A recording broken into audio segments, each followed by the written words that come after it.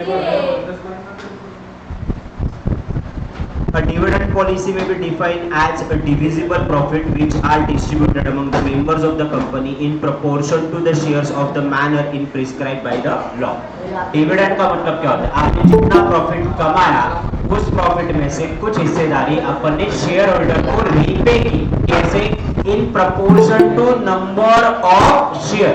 जितने शेयर उनके पास है उतना डिविडेंड उनको ज्यादा मिलेगा, जितने कम शेयर उतना डिविडेंड कम मिलेगा। Dividend policy, growth and dividend are desirable, but they are the conflicting with each other. अगर आपको ग्रोथ चाहिए तो डिविडेंड कम मिलेगा, अगर आपको ग्रोथ नहीं चाहिए तो डिविडेंड ज्यादा मिलेगा। The principle are conflicting with each other. रात्री घाबरते Nobody likes you. You look like an animal. Go back to the zoo.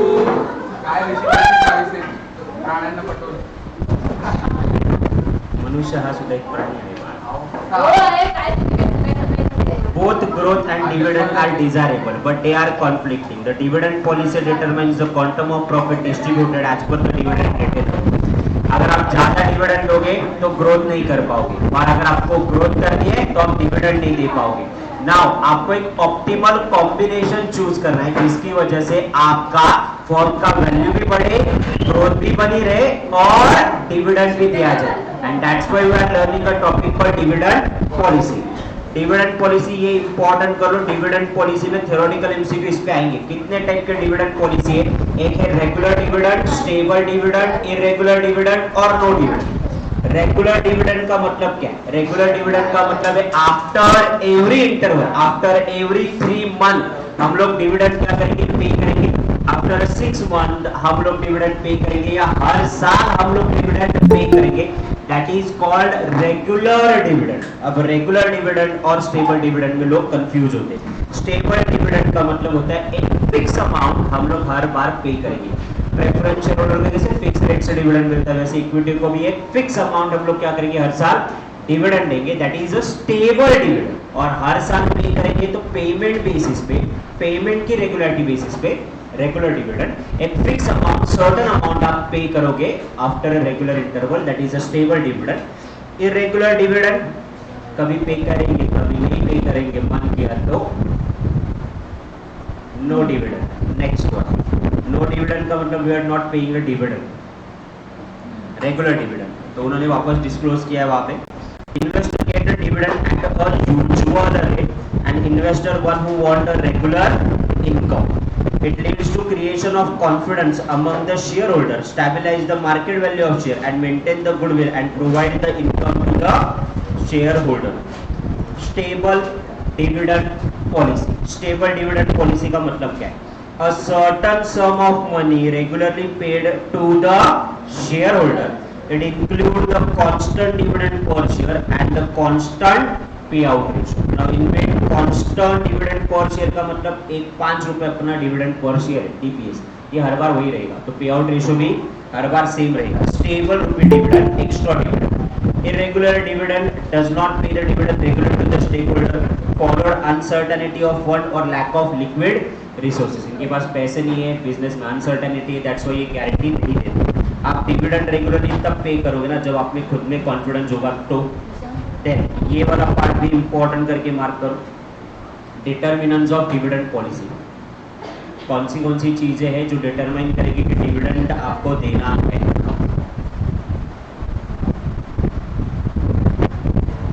Okay, legal and financial constraint. Company law ने कुछ प्रोविजंस दिए वहां पे, उस कंपनी लॉ के हिसाब से आपको डिविडेंड देना पड़ेगा, तो लीगल कंप्लायंसेस करने पड़ेंगे। दूसरा, डिविडेंड देने के लिए आपको फाइनेंस होना चाहिए, क्योंकि एक बार डिविडेंड दे दिया तो 30 दिन के अंदर आपको रीपे करना है, तो finance should be available. Economic constraint, Covid के काल में किसी ने डिविडेंड नहीं दिया था, उल्टा जो डिविडेंड था वो भी उन्होंने क्या करे थे?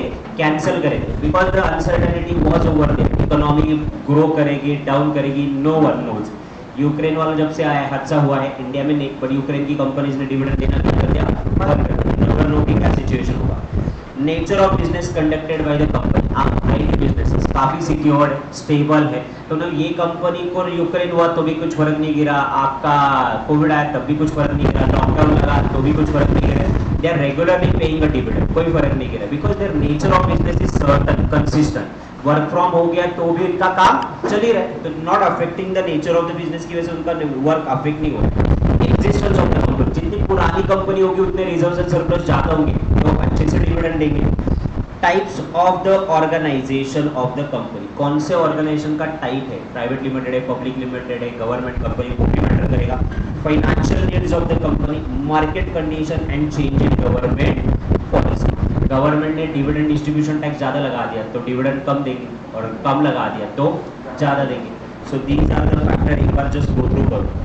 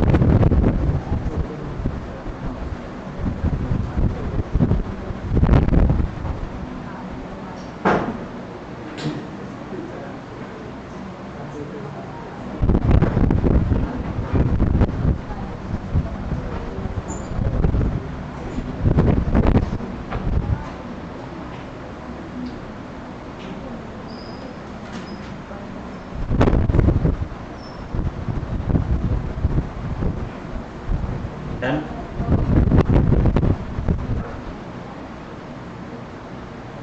अच्छा, वापस एक बार रिवाइज कर लेते हैं अच्छे से। तो डीपी से डायरेक्ट है क्या सोच, dividend given as divisible profit as distributed amongst the member of the company, जो आपने प्रॉफिट कमाया वो अपन क्या करेंगे, डिस्ट्रीब्यूट करेंगे। किसमें डिस्ट्रीब्यूट करेंगे, शेयर होल्डर में डिस्ट्रीब्यूट करेंगे, तो proportion of share, this is called as a dividend. दूसरा, डिविडेंड की पॉलिसी, 4 डिविडेंड की policy, regular dividend, stable dividend, no dividend या इरेगुलर डिविडेंड, ये 4। रेगुलर डिविडेंड में आपका रेट आपका जो डिफाइन होगा, फिक्स होगा, रेगुलर इनकम जिनको चाहिए वो इस कंपनी में इन्वेस्ट कर सकते हैं। स्टेबल इनकम पे आउट रेशियो फिक्स रहेगा या अमाउंट फिक्स रहेगी, that is a stable dividend. Irregular dividend, uncertainty, liquidity, financial position ठीक नहीं है तो इरेगुलर डिविडेंड, बहुत खराब वाहियात पोजीशन है तो but obviously no dividend. Now कौन से फैक्टर्स है जो ये डिटरमाइन करते हैं, legal factor, company law comply किया। दूसरा, फाइनेंस, इकोनॉमिक कंडीशन कैसे, इकोनॉमिक के साथ साथ मेरी फाइनेंशियल यानी मेरी बिजनेस की कंडीशन कैसे, बिजनेस का एग्जिस्टेंस कितना है, ऑर्गेनाइजेशन का टाइप कितना है, मार्केट कंडीशन कितनी है, और गवर्नमेंट की पॉलिसी। शॉर्टकट में आपको मैं बताता हूँ क्या क्या चेक करना है। पहले लीगल एंड फाइनेंशियल कंडीशन देखा, अब ये देखो इकोनॉमी की कंडीशन कैसे है, इकोनॉमी के साथ साथ मेरी फाइनेंशियल कंडीशन कैसे है, मार्केट की कंडीशन कैसे है, और मार्केट के अलावा मेरी कंपनी की कंडीशन कैसे है। ये 4 देखो, ये 4 कंडीशन आपके रिलेटेड है। इकोनॉमिक की कंडीशन, बाहर की मार्केट की कंडीशन, मेरी फाइनेंशियल कंडीशन और मेरी कंपनी की कंडीशन। अब मेरी कंपनी की कंडीशन डिपेंड करते मैं कितना पुराना खिलाड़ी हूं। अब जितना पुराना खिलाड़ी रहेगा उतना रिजर्व एंड सरप्लस ज्यादा रहेगा। And last one is the government policy. Done.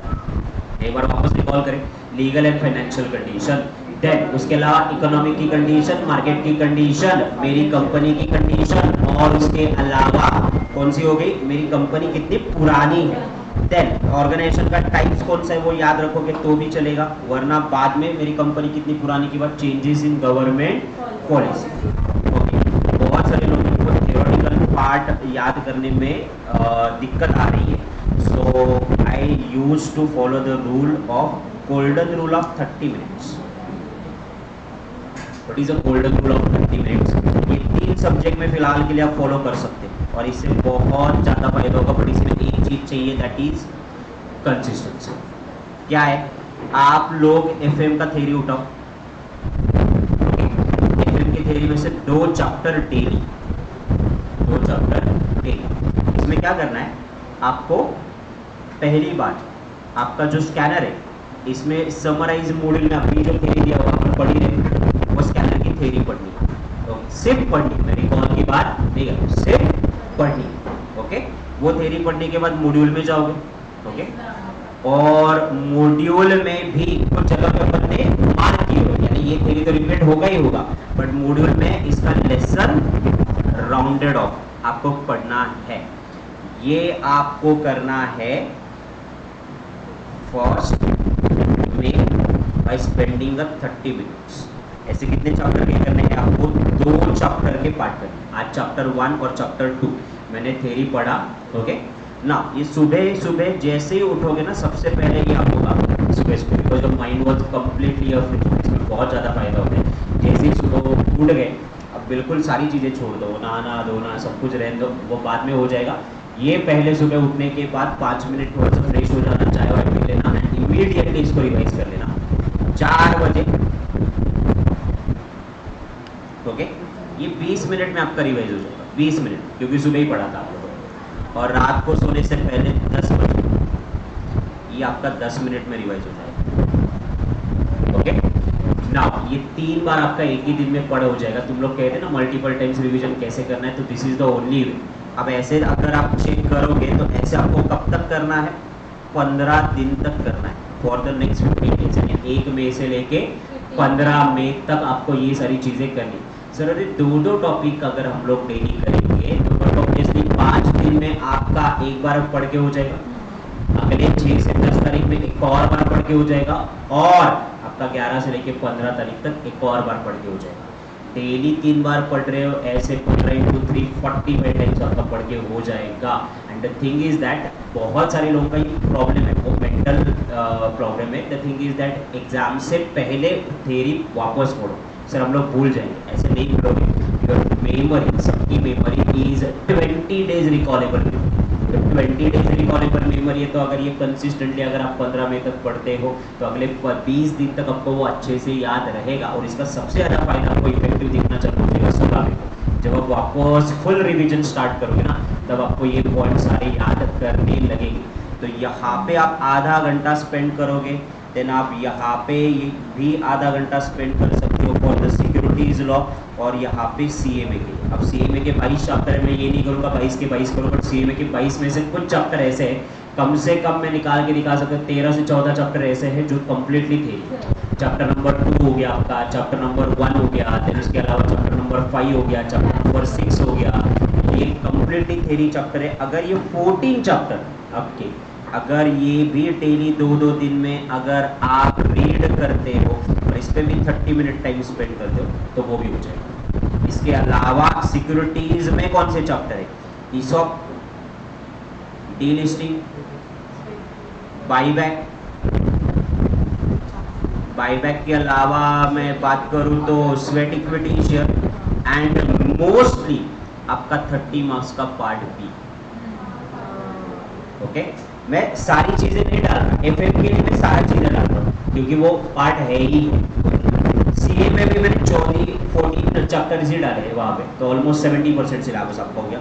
और यहाँ पे भी अगर आप चेक करोगे 30 आपका कितना हो जाएगा वहाँ पे, ऑलमोस्ट 30 मिनट से 1.5 घंटा, 20 मिनट से आगे के 10 मिनट्स अगर हम लोग वो भी पकड़ेंगे तो आपके 3 घंटे का वो इफेक्टिव स्टडी हो जाएगा। अब वो 3 घंटे का इफेक्टिव स्टडी में मेरे स्लॉट का ही अलॉट कर रहा ना, मैं तो लेक्चर नहीं ले रहा, मैं लेक्चर नहीं ले रहा तो वो स्लॉट आपका पूरा खाली है, यानी सुबह 8:30 से लेके 12:30 4 घंटे का स्लॉट खाली है। वो 4 घंटे में से 1 घंटा टाइम पास करो, 3 घंटे ये चीज़ करो, तो ये चीज़ का फायदा आपको बहुत ज़्यादा इफेक्टिव होता है। मैं मार्क कर लो, मैं गारंटी देता हूँ 1 तारीख से लेके 15 तारीख तक आप करके देखो, 16वीं तारीख को आपको बेनिफिट दिखने आएगा। बट वो कंसिस्टेंटली 15 दिन तक हो जाना चाहिए, और कंसिस्टेंटली 15 दिन तक हो गया ना तो ही वो इफेक्टिव होगा। जिन लोगों ने मार्च का अकाउंटिंग स्टैंडर्ड पढ़े ना, मैं गारंटी देता होगा ही नहीं ऐसे आज तक उनको याद विद नंबर के साथ। तब जब पहली बार वो चैप्टर पढ़ा था तो साला कौन 30 याद रखेगा, कैसे रखेगा। अब इतना चिल्लर बन चुका है ना, इतना माइक्रो कर दिया ना कि अब तुम लोग मुझे बोलो अकाउंटिंग स्टैंडर्ड का नाम बोलो, नंबर बोलो, मैं 2 सेकंड में बता दूं, टाइम नहीं। अब उसे 1 मंथ मिल रहा है तो स्पेंड कर। और ये ना बर्डन लेके पढ़ाई नहीं होता है, एकदम कैजुअल एनवायरनमेंट में सिर्फ पढ़ना है ना। अपन जब बोला नहीं इसको मेरे को याद करना है तो अपन थोड़ा सा बर्डन लेके प्रेशर लेते हैं, 5 पॉइंट याद है, 3 पॉइंट याद है। ये हंसी मजाक में तुम्हारा बहुत इफेक्टिव हो जाएगा। This is the only smart way. Consistently सिर्फ पढ़ो, सिर्फ पढ़ना है, एफर्ट लगा के देखना है, वो इफेक्टिवली आपको याद दिला के जाएगा ही जाएगा। एंड मेनली आपका क्या करेगा, आपका 70% सिलेबस बोझा जो है ना वो कम कर देगा, आपको इफेक्टिवली काम करेगा बाकी। और टाइम है इसीलिए। अब पहले कैसे था कि मेरा भी क्लास है, शुभम सर की क्लास है, श्याम सर की भी क्लास है, उसके बाद आप 5 घंटे 6 घंटे निकालना। कल मैंने वीडियो कॉल पे बात कर रहे थे, सब लोग चल रहे थे कुछ ना कुछ असाइनमेंट कर रहे थे, असाइनमेंट कर रहे थे, पढ़ तो रहे थे, कुछ ना कुछ तो चल रहा है। So thing is that they are managing that time only ना। अब वो टाइम मैनेज करने की जरूरत नहीं है आपको, वो 3 घंटे 4 घंटे ऐसे भी बोनस में मिल रहे हैं। अब वो बोनस का फायदा उठाओ। ऐसे नहीं यार आज तो पहला दिन ही है, छुट्टी मिला हुआ है तो मैं आराम से उठूँ। आराम करो, जून के बाद जितना आराम करना है उतना आराम करो। कोई 25 अगस्त को रिजल्ट है, तब तक के लिए आपको पास बहुत ज़्यादा टाइम है, तब आपको कोई नहीं पड़ेगा। आप इमीडिएटली इतना भी रिलैक्स मत हो जाओ। फर्स्ट ग्रुप जैसे ही आपका चालू क्लासेस हो जाते हैं तो इमीडिएटली आपके 15-20 दिन एग्जाम होने के बाद जस्ट ज्वाइन द क्लासेस। पढ़ाई करने के लिए नहीं बोलो बट ज्वाइन द क्लासेस, क्योंकि रिजल्ट आने के लिए आपका बहुत सारा टाइम है। Don't wait for the result. Form of the dividend, कौन से डिविडेंड? डिविडेंड अपन कैश में देते, बॉन्ड्स देते, स्टॉक देते हैं एंड उसके अलावा अपन प्रॉपर्टी देते हैं। When the dividend paid in the form of cash to the shareholder, this is called a cash dividend. Okay? Bond dividend is also known as a scrip dividend. Mark करके रखो important. This is also known as what? Scrip dividend. Scrip dividend. The company does not have the sufficient fund to pay. The company promised to pay the shareholder on a future specific date to help the issue of bond or notes. Future specific day पे आपको पे करेंगे, okay, क्योंकि अभी हमारे पास पैसे नहीं, या बॉन्ड हम आपको दे देंगे डिविडेंड के बदले। 10 stock dividend. Stock dividend is a cash written by business. मेरे को डिविडेंड तो देना है बट मेरे पास उतना कैश नहीं है, तो मैं क्या कर रहा हूँ उनको, dividend is paid in the form of stock due to raise the more finance. हम लोग क्या देंगे, डिविडेंड के बदले में बॉन्ड देंगे तो बॉन्ड डिविडेंड, डिविडेंड के बदले में स्टॉक देंगे, शेयर देंगे तो स्टॉक डिविडेंड। और अगर किसी कंपनी के एसेट देंगे हम लोग, the shares of a subsidiary company or any physical asset then it is called as a property dividend. This is not allowed in India, this is not allowed.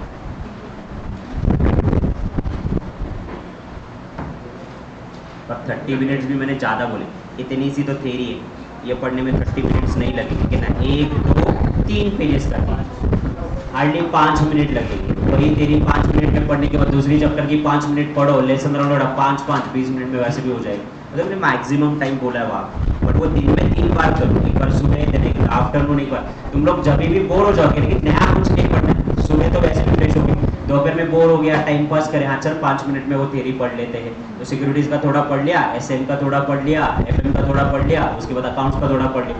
रात को सोने से पहले हाँ क्या आईपीएल का मैच देखना है, लास्ट ओवर चल रहा है, हाँ चलो वो देखते देखते पढ़ लिए, हो जाएगा। तुम लोगों को तुम्हारे कॉम्बिनेशन राइट मिक्सचर डिसाइड करने, वो हो जाएगा उसके हिसाब से। आधी रात को खाना खिलाते खिलाते पढ़ लिया। Next one, relevance of dividend. सोच रहे किसके बच्चों को खाना खिलाते, बच्चों को खाना खिलाते खिलाते।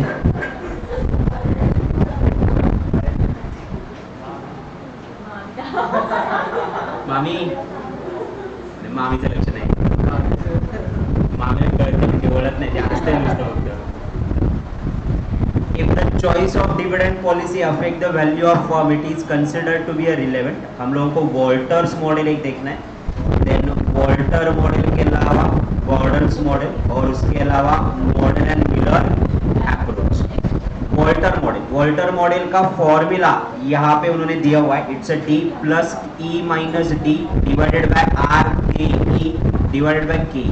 नाउ इसके एजम्पशन मेरे लिए ज़्यादा इंपॉर्टेंट है, फॉर्मूला तो वैसे भी आपका यहाँ से हो जाएगा, अपन इनका फॉर्मूला लिख के निकालेंगे। The firm all equity finance organization, the rate of investment is constant, infinite life, and the risk of the business does not changes. तो यहाँ पे इसको शॉर्ट में रखो, ओनली इक्विटी कीवर्ड्स में लिख रखो, ओनली इक्विटी. इनका फाइनेंस कहाँ से? Only equity. दूसरा, रिटर्न कैसे है? कांस्टेंट है, रिटर्न कांस्टेंट, रिस्क भी कांस्टेंट, ऐसे लिख रखो, रिस्क कांस्टेंट. नो चेंज का मतलब कांस्टेंट ही होना, उतना तो समझ जाओगे ना कि एज इट इज याद दिला दो. रिस्क भी कांस्टेंट, रिटर्न भी कांस्टेंट, और लाइफ कैसे है? Infinite, unlimited business life. Chapter number 1 में क्या है? Business life as unlimited. वही कंसेप्ट है, एक बार बोलूं तो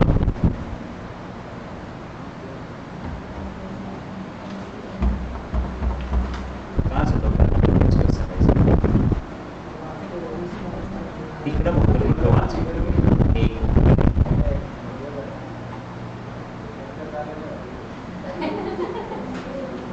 done.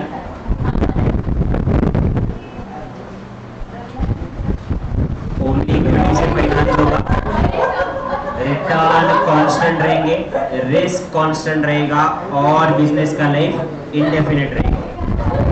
Gordon model, Gordon model के फीचर्स 1 2 3 4 5 6. आवाज नहीं चाहिए. अगेन ऑल इक्विटी फाइनेंस, यानी again only equity, return constant, growth constant, return constant के साथ ग्रोथ कांस्टेंट, ग्रोथ के साथ साथ cost of capital constant, cost of capital constant.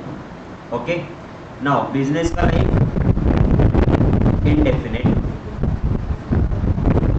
And no tax, no tax. Tax rate constant है, tax ही नहीं है. इतना अच्छा होगा टैक्स ही नहीं है,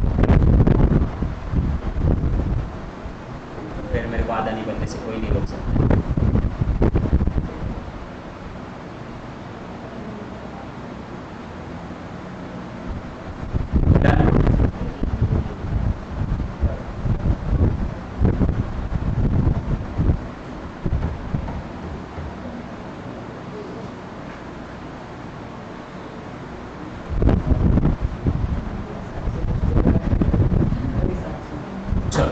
only equity finance, return constant है, ग्रोथ कांस्टेंट है, कॉस्ट ऑफ कैपिटल कांस्टेंट है, बिजनेस का लाइफ इंडेफिनिट है, और टैक्सेस नहीं. Model and Miller approach, model and Miller approach का कहना है dividend policy has no impact on the value of asset. ना इसके कितने 5 आपके चीजें हैं. No personal and income tax, किसी भी प्रकार का टैक्स है ही नहीं, no taxes. No stock inflation और ट्रांजैक्शन कॉस्ट, ट्रांजैक्शन कॉस्ट का मतलब फ्लोटेशन कॉस्ट नहीं, अपन निकल पड़ा था. Dividend policy has no affect the cost of equity. Capital investment policy is an independent of dividend policy, and investment manager has the same set of information regarding the future opportunity. and insider trading नहीं, दोनों के पास same he information. so no taxes, no transaction cost, no taxes, no transaction cost. okay, no impact on equity.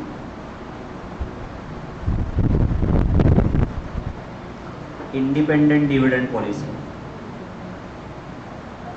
independent dividend policy.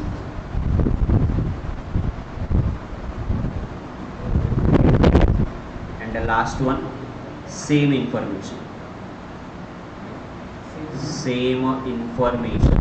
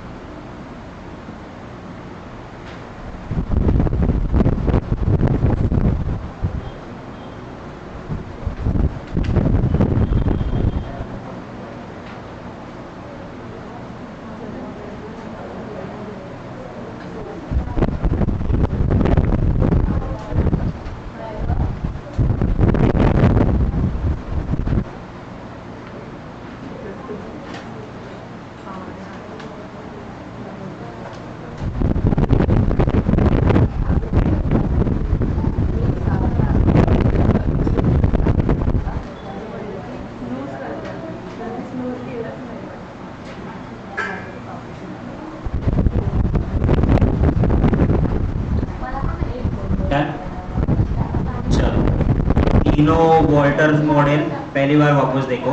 Only equity, return constant है, risk constant है, business का life indefinite है. Now equity only, return, growth, cost of capital constant है, indefinite है, no taxes है. Now no taxes, no transaction cost, no impact on equity, सबके पास same information और इंडिपेंडेंट डिविडेंड पॉलिसी.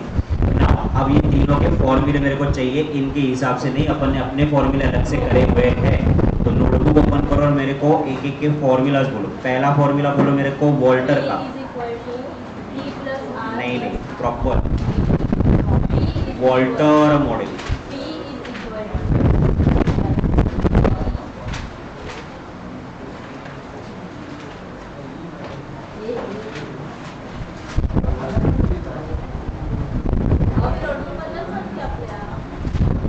ये देखो इनको भी तो पता होना चाहिए ना.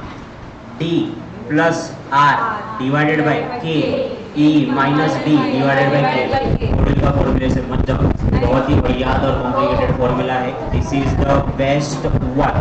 ये P का मतलब क्या है? ये आपको प्राइस बताता है, आपका डिविडेंड डिक्लेयर करने के बाद आपके शेयर का प्राइस क्या रहेगा. D का मतलब डिविडेंड, R का मतलब रिटर्न ऑन इन्वेस्टमेंट, K का मतलब रिटर्न ऑन इक्विटी या कॉस्ट ऑफ इक्विटी, E का मतलब अर्निंग पर शेयर, D का मतलब डिविडेंड प्लस K. तो एक बार back side of the page पे जाओ और वॉल्टर मॉडल के नाम पे ये फॉर्मूला लिख के रखो. 2 बार लिखो, 2 बार. Walter model T plus R divided by K E minus D divided by K.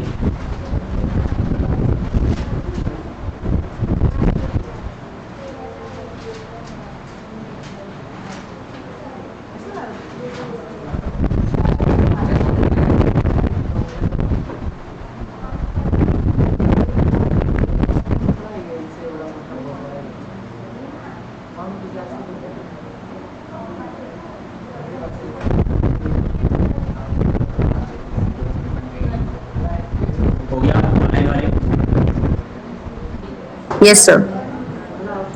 Okay ना, इसका जो प्रिंसिपल है वो बहुत ज्यादा इंपॉर्टेंट है, थोड़ा ध्यान से देखो ये प्रिंसिपल्स को. ओके नाउ आर एंड के, इनको अपन क्या करेंगे, कंपेयर करेंगे. ओके, आर का मतलब रिटर्न ऑन इन्वेस्टमेंट, मैंने पैसे डाले उस पर रिटर्न कितना है, यानी मैंने नेट प्रॉफिट कितना कमाया. और के का मतलब मेरा कॉस्ट ऑफ इक्विटी कितना है. अगर मेरा रिटर्न ज्यादा है then my cost of equity, मुझे डिविडेंड बिल्कुल भी नहीं देना चाहिए. डिविडेंड देना चाहिए 0%. क्यों? अरे बिजनेस से बहुत ज्यादा प्रॉफिट कमा रहा है, मैं 20% नेट प्रॉफिट कमा रहा है, 12% इक्विटी को देना है. मैं रिटर्न ऑन इन्वेस्टमेंट इज 20%, मैं कॉस्ट ऑफ इक्विटी इज 12%, तो मुझे डिविडेंड बिल्कुल देना नहीं चाहिए. देन आपका रिटर्न ऑन इन्वेस्टमेंट कम है और आपका इसका इक्विटी का कॉस्ट ज्यादा है, यानी मैं 10% से प्रॉफिट कमा रहा हूँ, 12% में इक्विटी को दे रहा हूँ. इन दैट सिचुएशन आपको 100% डिविडेंड है. और दोनों सेम रहेंगे तो तुम्हारी मर्जी, जो चाहे वो तुम कर सकते हो. ओके, उसके बाद नेक्स्ट वन आपका आया गॉर्डन मॉडल. गॉर्डन मॉडल का फॉर्मूला क्या है? P is equal to E. E का मतलब earning 1 minus B divided by K minus G. G का मतलब ग्रोथ नहीं है यहाँ पे, basically it's a B into R. और B का मतलब क्या है? Retention ratio.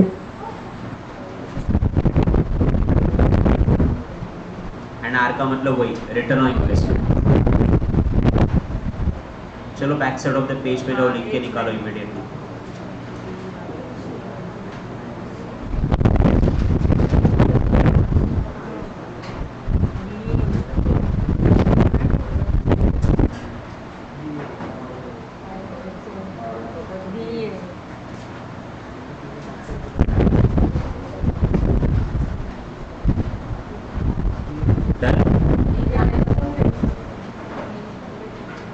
ओके, मैंने 10 रुपए कमाए, पे आउट रेशियो 40%. पे आउट रेशियो का मतलब मैंने पे कर दिया ना, 40% यानी 4 रुपए पे कर दिए, तो रिटेन कितने हुए? 60%. ये बी है मेरा, बी का मतलब रिटेंशन रेशियो. हो गया क्या फॉर्मूला याद? Yes sir.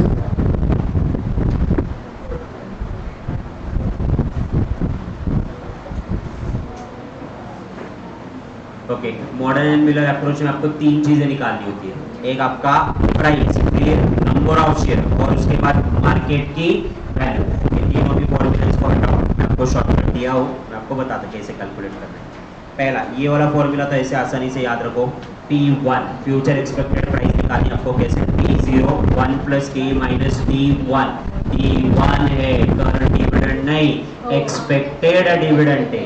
P0 current market price है, ये याद ध्यान से देखो। देन उसके अलावा आप क्या करोगे, मेरे को 5 लाख की इन्वेस्टमेंट करनी है, मेरी शेयर की प्राइस 150 है, तो 5 लाख में से आपने कुछ डिविडेंड दिया, क्या डिविडेंड दिया, तो मैं क्या करूंगा, माइनस करूंगा। फॉर एग्जाम्पल ध्यान से देखो, मेरे को 5 लाख रुपए बराबर 5 लाख रुपए में से डिविडेंड मैंने नहीं दिया, तो मेरे को 5 लाख रुपए की इन्वेस्टमेंट चाहिए कि नहीं चाहिए, यस। नाउ मैं उसको क्या कर रहा हूँ, शेयर प्राइस से डिवाइड करूंगा। अगर मेरा शेयर का प्राइस कितना है 150, तो मुझे नंबर ऑफ इक्विटी शेयर पता चलेंगे, यस। नाउ अगर मैं इसमें से कुछ चीजें ध्यान से देखो कि 5 लाख रुपए की इन्वेस्टमेंट करनी है, मैंने 2 लाख रुपए का प्रॉफिट कमाया, बराबर 2 लाख रुपए का प्रॉफिट कमाया, उसमें से 50% मैंने डिविडेंड दिया, 50% डिविडेंड नहीं दिया। अब 50% डिविडेंड नहीं दिया तो उतनी मेरी रिटेन अर्निंग है, उस रिटेन अर्निंग्स में माइनस करूंगा। किसको माइनस करो, रिटेन अर्निंग को। क्यों, क्योंकि अब मुझे 5 लाख की जरूरत नहीं, मुझे कितने की जरूरत है, 4 लाख की जरूरत है। 4 लाख डिवाइडेड बाय मैं क्या करूंगा, 150 करूंगा ना। मैंने अगर पूरा डिविडेंड दिया तो 0 आएगा, मैंने पूरा ही रिटेन अर्निंग कर लिया तो 5 लाख में से माइनस कितने होंगे, 2 लाख। फिर मेरे को चाहिए कितने, 3 लाख। वो कहां से आएंगे, इक्विटी, और इक्विटी का P1 का प्राइस आपको पता है, उससे अपन डिवाइड करेंगे तो क्या मिलेगा, नंबर ऑफ इक्विटी शेयर। ये आपका स्टेप नंबर 2 हो गया। देन उसके अलावा value of the firm, simple है, एग्जिस्टिंग शेयर आपके कितने हैं प्लस न्यू शेयर आपने कितने इशू किए, मुझे मिलेगा टोटल शेयर। टोटल शेयर को P1 से मल्टीप्लाई करो, फर्म की वैल्यू पता चलेगी। ओके, तो कुछ क्वेश्चन करें अपन डायरेक्ट एमसीक्यू पे।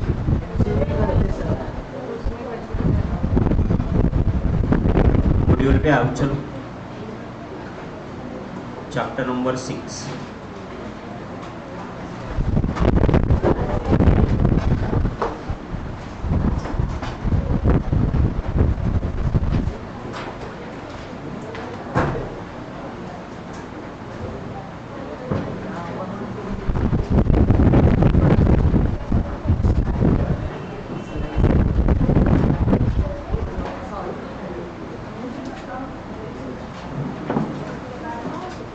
क्वेश्चन पे आ जाओ, लेसन राउंड ऑफ करने की जरूरत भी नहीं है चैप्टर में क्योंकि वो सेम इंफॉर्मेशन। डायरेक्ट क्वेश्चन पे आ जाओ, हम बताते हैं कौन से क्वेश्चन पे आना है।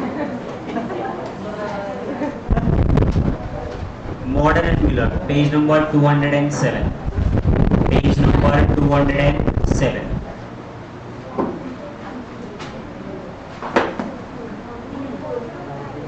मॉड्यूल मॉड्यूल मॉड्यूल का पेज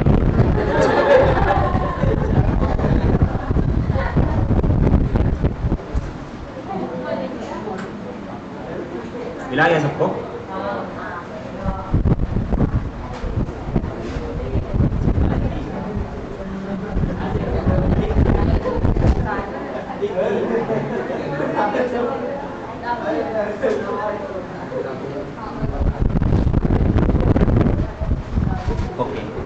ऊपर के साइड पे पेज नंबर 204 पे क्वेश्चन है, ये आपने आपके नोटबुक में भी लिखा हुआ है। ओके, एमसीक्यू 2-4 कम करे तो भी चलेगा।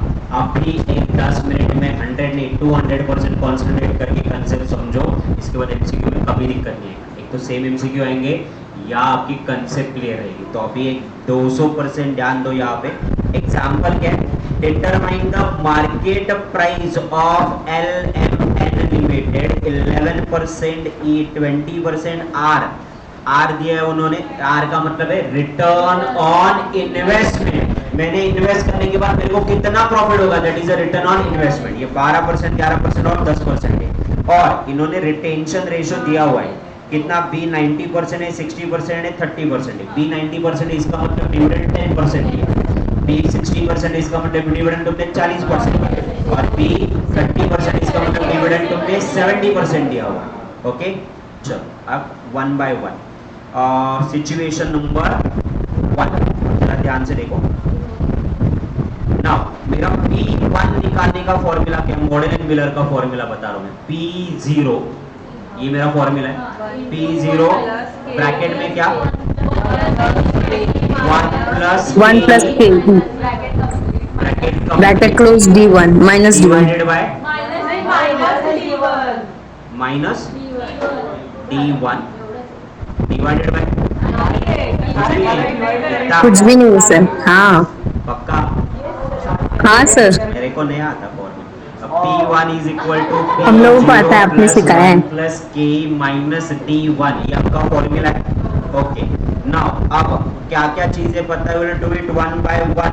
ओके नाउ P0 आपको पता है क्या, P0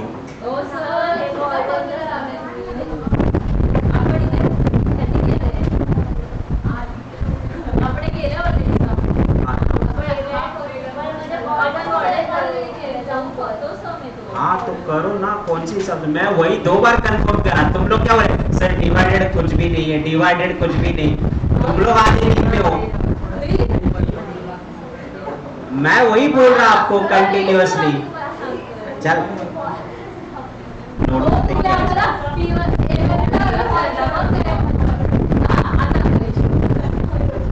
चल काय उकडलं लवकर उठून. P0 sorry P is equal to E1 minus B divided by K minus G. E का मतलब क्या पकड़ेंगे, it's earning 1 minus B divided by K minus G. तो अब 1 by 1 figure upon put on करेंगे. E पता है अपने को 20 दिया हुआ है यहाँ पे, ये रहा आपका E20. ओके उसके बाद उन्होंने क्या दिया है 1 माइनस आपका बी का मतलब रिटेंशन रेशो, आपने रिटेन कितना किया 90%, तो ये आ गया 0.90. डिवाइड किससे करें अपन, के माइनस जी. नाउ ध्यान से देखो के दिया हुआ है क्या, यस के दिया हुआ है 11%, तो ये 11% के आ गया. नाउ जी आपको निकालना पड़ेगा, और जी निकालते कैसे है, तो जी निकालते हैं बी इंटू आर. बी का मतलब क्या आपका रिटेंशन रेशो 90% है, और आर का मतलब रिटर्न ऑन इन्वेस्टमेंट जो कि आपका 12%. तो 12 इंटू 90% करो कितना आएगा 0.108. परसेंट साइन को इग्नोर करना पड़ेगा आपको. आगे याद है. नाउ ये कितना आ गया 0.10 को 20 से डिवाइड मल्टीप्लाइड कर दिया तो ये कितना है 2. 11 में से 10.08 गए तो ये कितना है 0.002. तो मेरा मार्केट का प्राइस कितना आ गया 1000 रुपीज. ये मेरा मार्केट का प्राइस आ गया.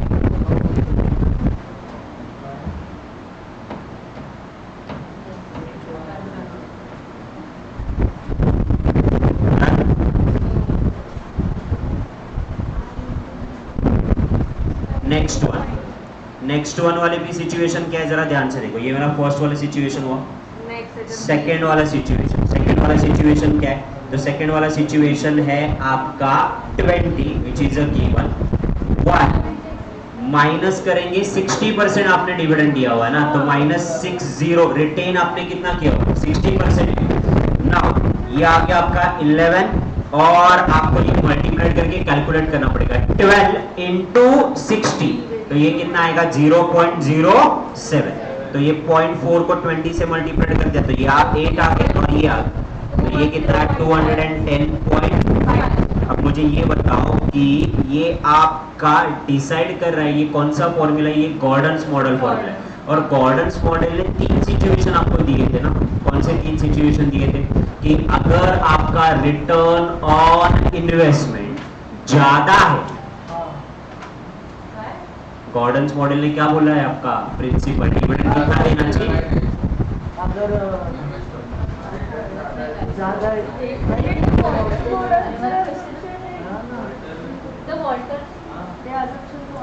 मैं गॉर्डन के इसमें पूछ रहा हूँ आपको, गॉर्डन ने क्या बोला, वॉल्टर का हो गया ठीक है, गॉर्डन ने क्या बोला हुआ है वैल्यू ऑफ द फर्म कैसे डिसाइड होगी.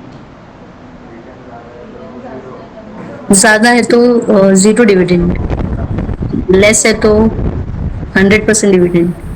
ओके नाउ यहाँ पे अपन क्या कर रहे हैं, आप ध्यान से देखो, अपन ने ज्यादा रिटेन किया तो फर्म की वैल्यू ज्यादा दी क्या, यस अपन ने कम रिटर्न किए तो फॉर्म की वैल्यू कम हुई, यस अपन ने और कम रिटर्न किया तो फॉर्म की वैल्यू क्या हुई, और कम हुई। तो वैसे प्रिंसिपल यहाँ पे भी तो बनाना पड़ेगा ना, ताकि अपने को डीसीएन अगर पूछा कल को थ्योरेटिकली में कौन सा ज्यादा बेटर है, तो रिटेन करना ज्यादा बेटर है कि डिविडेंड देना ज्यादा बेटर है, तो रिटेन करना ज्यादा बेटर है, that we increase the firm value. ये थ्योरेटिकल पॉइंट मेरे को प्रूव करना था, इसलिए मैं वो पूछ रहा था।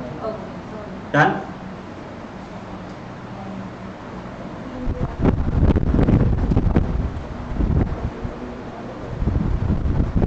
क्वेश्चन नंबर पेज नंबर 208 पे आ जाओ, पेज नंबर 208। तो जहाँ पे आर उन्होंने दी हुई है 12%, बराबर पी दिया हुआ है 10, पी का मतलब प्रेजेंट वैल्यू, डिविडेंड दिया हुआ है 40.40, शेयर आउटस्टैंडिंग कितने आपके 5 लाख के। तो अपने को सबसे पहले क्या निकालना पड़ेगा, P1, P1 निकालने के लिए फॉर्मूला बोलो, चलो PO plus 1 plus KE, P0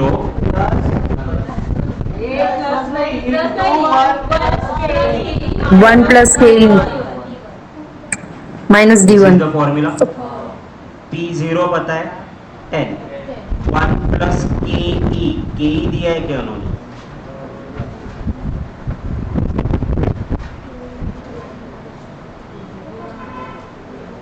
KE दिया है, ऊपर वाले क्वेश्चन में देखो, शायद ऊपर वाले क्वेश्चन का कंटिन्यूएशन है, ऊपर एक दिया हुआ नहीं दिया हुआ है, ओके ठीक है 208। अगर के नहीं दिया तो आर को ही मानो, नो प्रॉफिट नो लॉस पे एज्यूम करें, तो आर हो गया 0.12। डिविडेंड कितना दिया आपने 0.40, तो चलो ये आपका कितना हो जाएगा 10 इंटू 1.12, ये कितना आ जाएगा 10 इंटू 1.12 11.20 माइनस 0.40, तो प्रेजेंट प्राइस मेरी शेयर की कितनी आ गई 10.80, ये फ्यूचर एक्सपेक्टेड प्राइस आ गई। ये हो गया स्टेप नंबर 1। अब ध्यान से देखो, उन्होंने कुछ बोला है क्या, कितने इन्वेस्ट करने हैं, उन्होंने एज्यूम किया है कि उनको 10 लाख रुपए क्या करने हैं, इन्वेस्ट करने हैं। अब 10 लाख रुपए इन्वेस्ट करने हैं, तो मुझे ये बताओ, मुझे 10 लाख इन्वेस्ट करने हैं, ओके ना। 10 लाख में से मैंने डिविडेंड दिया हुआ है ना, कितने का सर 40 पैसे का डिविडेंड दिया, कितने लोगों को 5 लाख लोगों को मैंने डिविडेंड दिया हुआ है, कितना 40 पैसे, यानी कितने हो गए आपके 2 लाख का डिविडेंड हो गया ना। 2 लाख का डिविडेंड अगर वहां पे निकल गया तो मेरी अर्निंग कितनी है, तो अर्निंग फिलहाल के लिए इन्होंने मानी है कि 1 रुपए पर शेयर ही मेरी क्या है, अर्निंग है। अगर ये इन्होंने 5 लाख रुपए कमाए थे, बराबर 5 लाख में से 2 लाख इनके डिविडेंड देने में चले गए, तो 3 लाख रुपए बचे, वो 3 लाख रुपए से ये इन्वेस्टमेंट फाइनेंस करेंगे क्या, यस। तो इनको और कितने पैसे की जरूरत है 7 लाख जरूरत है, तो ये शेयर इशू करेंगे कितने में 10.80, ये करंट मार्केट प्राइस है, तो कितने नंबर ऑफ शेयर इशू करने पड़ेंगे 64,814 समर आउट, इतने शेयर इशू करने पड़ेंगे। अब उन्होंने पूछा है, ये मेरा सेकंड स्टेप हो गया। सेकंड स्टेप कैसे निकालना है, आपको टोटल इन्वेस्ट करना है, उसमें से आपका रिटेन अर्निंग कितना है वो चेक करेंगे। रिटेन अर्निंग कितना, ईपीएस में से डीपीएस माइनस करो तो रिटेन अर्निंग मिलेगा। रिटेन अर्निंग से पैसे आएंगे तो इतने पैसे लाने की जरूरत नहीं, तो बाकी का पैसा इक्विटी से लाएंगे, तो नंबर ऑफ इक्विटी शेयर मिला ना। नंबर ऑफ इक्विटी शेयर मिलने के बाद नेक्स्ट वन क्या, मुझे वैल्यू ऑफ फर्म निकालनी है। मेरे पास 5 लाख के ऑलरेडी शेयर थे और मैंने 64,814 के शेयर इशू किए। अब मेरे पास 5,64,814 शेयर, एक का प्राइस कितना है 10.80, तो ये मेरी क्या आ गई फर्म की वैल्यू आ गई 60,99,999।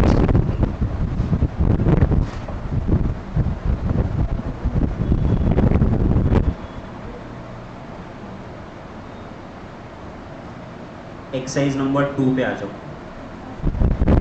सॉरी एक्सरसाइज नंबर 1 पे, उसके नीचे एक्सरसाइज नंबर पेज नंबर 209 आ गया। नाउ ध्यान से देखो फॉर्मूला कौन सा लगाना है, क्योंकि अब ये मिक्स क्वेश्चन है। X limited company has 1 lakh share outstanding, current market price कितना आपका 15, ये आपका करंट मार्केट प्राइस है। The company expected net profit कितना आपका 2 lakh rupees and company is rich class appropriate capitalisation rate which is 20%.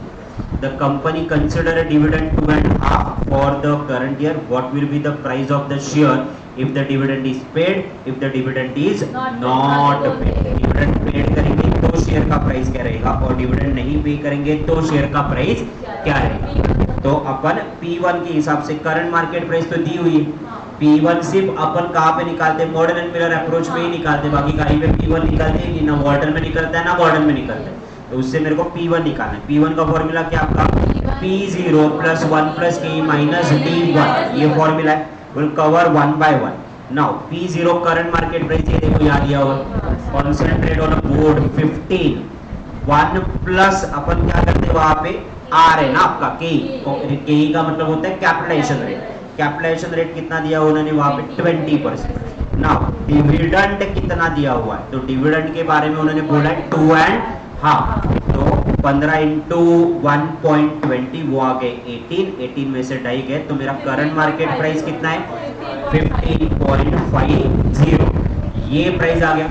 अब ये स्टेप नंबर 1 हो गया ना, अगर मैंने डिविडेंड दिया तो मेरा 15.50 आएगा। अब ध्यान से देखो, मेरे को इन्वेस्टमेंट कितने की करनी है ये पूछा है क्या उन्होंने, नहीं पूछा, तो वो आगे का स्टेप इन्वेस्टमेंट के लिए कितने शेयर इशू करने हैं या फिर फर्म की वैल्यू कितनी है, ये कैलकुलेट करने की जरूरत नहीं। दूसरा, अगर डिविडेंड नहीं दिया तो डिविडेंड नहीं दिया तो मेरी मार्केट प्राइस 15 ही है, बराबर 1 प्लस 20 टी कुछ है ही नहीं, तो मेरा मार्केट का प्राइस कितना आ जाएगा 80। नाउ अब ध्यान से देखो, वही वाला क्वेश्चन यानी मॉडर्न मिलर वाला अप्रोच है। Exercise number 2, Ram company belong to the class appropriate capitalisation rate. Capitalisation rate का ये मतलब वो कॉस्ट ऑफ इक्विटी, वो कितना आपका 12, फर्म के शेयर कितने 30,000, बराबर डिविडेंड कितना डिक्लेयर किया है 6, ये हाईलाइट करो, डिविडेंड 6 ये चाहिए मुझे। देन उसके अलावा मुझे इन्वेस्टमेंट करनी कितनी है 6 लाख। अब यहाँ पे सब कुछ ही निकालना है, how many number of share to be issue और मार्केट वैल्यू कितनी होगी फर्म की, ये भी निकालना है। सो गो 1 बाय 1, ध्यान से देखो, P0 plus 1 plus K minus D1। P0 तो करंट मार्केट प्राइस कितना आपका 100, वो लिखा। नाउ कॉस्ट ऑफ कैपिटलाइजेशन 12, तो 1 माइनस डिविडेंड कितना है 6, तो ये मल्टीप्लाई करने के बाद प्राइस कितना है आपका 106। नाउ द लॉजिक, मुझे इन्वेस्ट कितने करने हैं, मुझे इन्वेस्ट करने 6 लाख। आपने अर्न कितने की, आपकी अर्निंग कितनी है, तो आपकी अर्निंग दी है क्या उन्होंने, yes, company expect to earn income of rupees 3 lakh. अब 3 लाख रुपीज में से ध्यान से देखो 30,000 शेयर है, 30,000 शेयर पे 6 रुपए का मैंने डिविडेंड दिया, तो 1,80,000 का डिविडेंड गया, तो in that situation retain earning कितना रहा 1,20,000, इतना रिटेन अर्निंग रहा।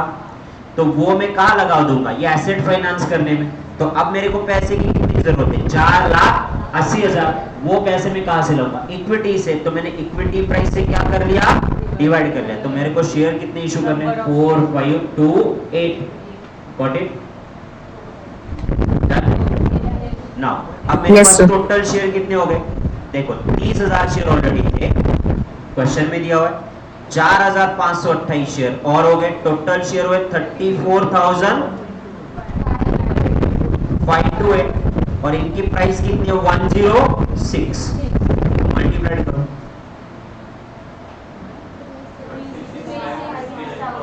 ये देखो ये शॉर्टकट तरीके से आया 36,60,000, ये मेरी कौन का क्या है वैल्यू। अब इतनी रामायण कौन करते बैठेगा, अपने पास थोड़ी टाइम है इतना रामायण लिखने के लिए, अब हम शॉर्टकट करेंगे, पहले कितने शेयर थे, अभी शेयर कितने और अभी तुम्हारा प्राइस कितना है, उससे मल्टीप्लाई करो तो मेरी फॉर्म की वैल्यू कितनी हो जाएगी 36,60,000।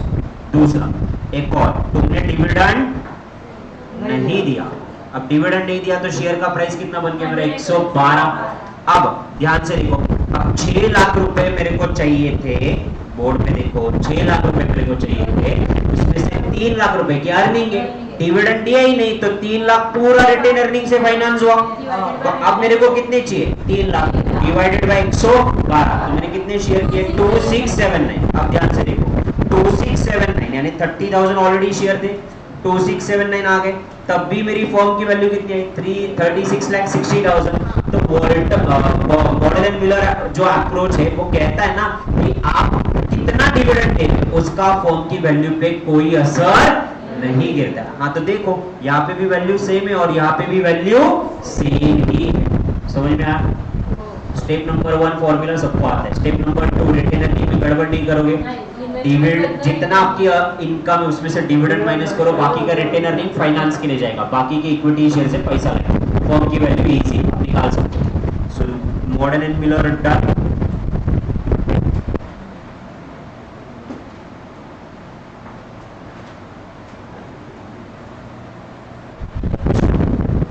MCQ स्टेप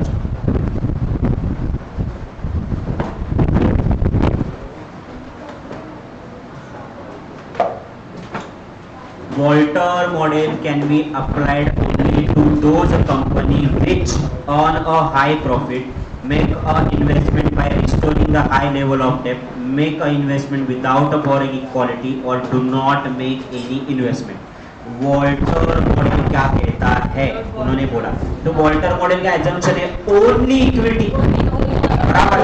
तो earn high profit, then make a restoring or make a without a borrowing or only external raising, or do not make any investment, make an investment without borrowing, raise only equity. चल 219 December, cost of capital of the firm 12, expected earning 20, payout ratio कितना है? 25, तो retain कितना गया? 75। Now इनका planning क्या है कि पे आउट रेशियो को बढ़ाना है, 25 का 50 करना है। Okay, what will be the effect of change in market price of the company under the Gordon's model if the reinvestment is made at the rate of 15%। Gordon model का formula याद है? बोलो गॉर्डन मॉडल का क्या formula? बोलो P equal to क्या ही बोल रहे हैं? गॉर्डन मॉडल का फॉर्मूला है।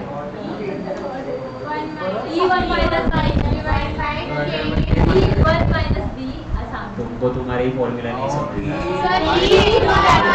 P is equal to E1 minus B K minus G. लिखो फॉर्मूला, लिखो right side of the page पे जाओ, गॉर्डन का एक बार लिख के रखो, गॉर्डन का एक बार लिखो, वापस लिखो। 2-3 बार कंफ्यूजन हो रहे तुम्हारे।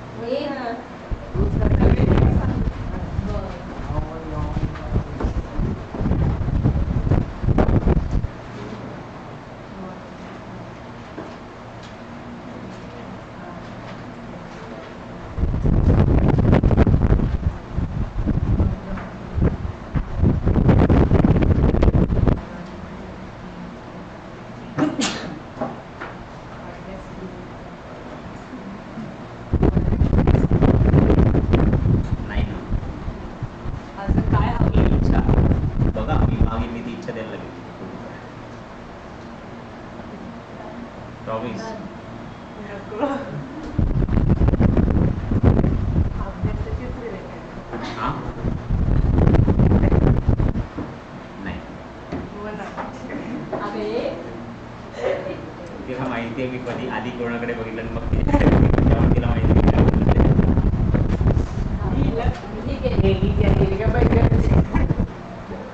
चलो फॉर्म्युला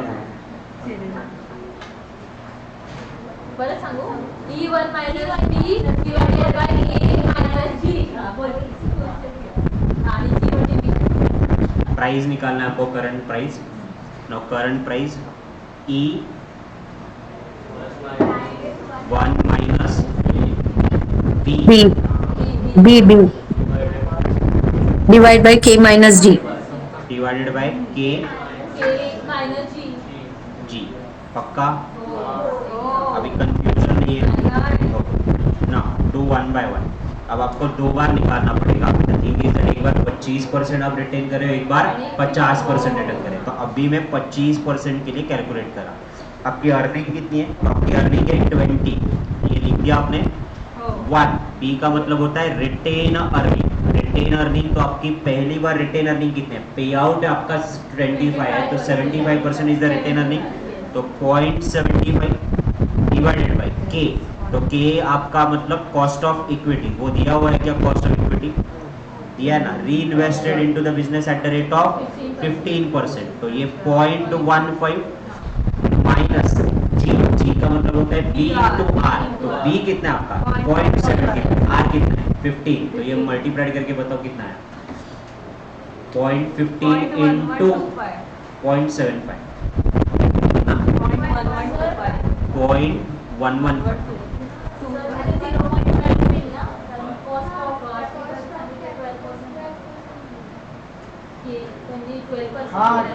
मैंने 15 दिया। हाँ, ये कितना है? 0.09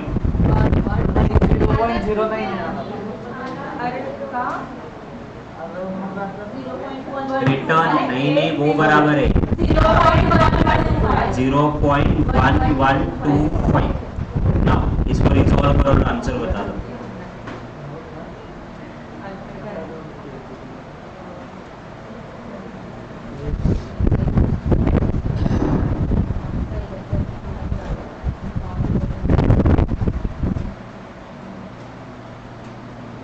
पॉइंट 25 इंटू 20, तो ये आ गए 4 रुपए।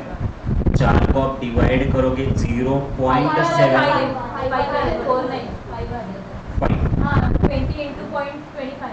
तो आंसर कितना है? पूरा आंसर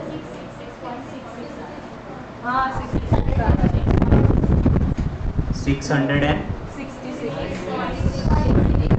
666, 67 करो, 667 कर दो, 667। यहाँ तक आ गए?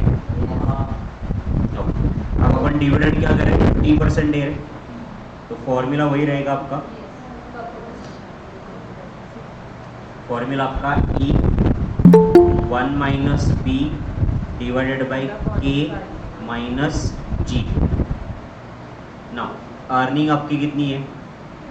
21। इस बार रिटेंशन रेशियो आपका 50 है, डिवाइडेड बाई के। कॉस्ट आपकी 12 है, कॉस्ट ऑफ इक्विटी 0.12 माइनस ये कितना हो जाएगा आपका? 7.5, 0.075। अब कितना है चेक करो।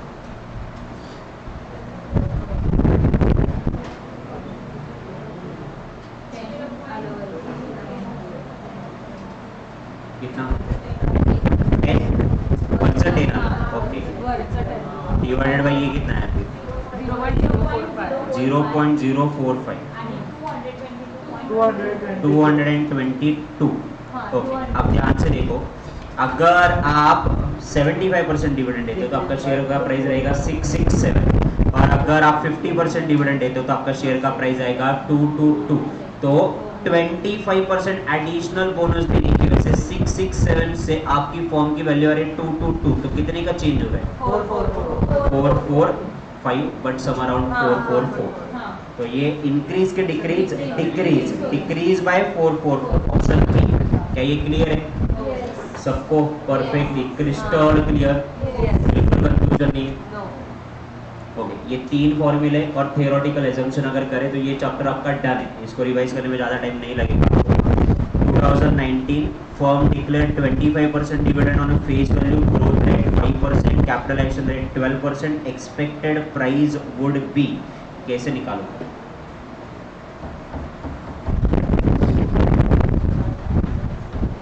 मेरे को कुछ भी नहीं पता।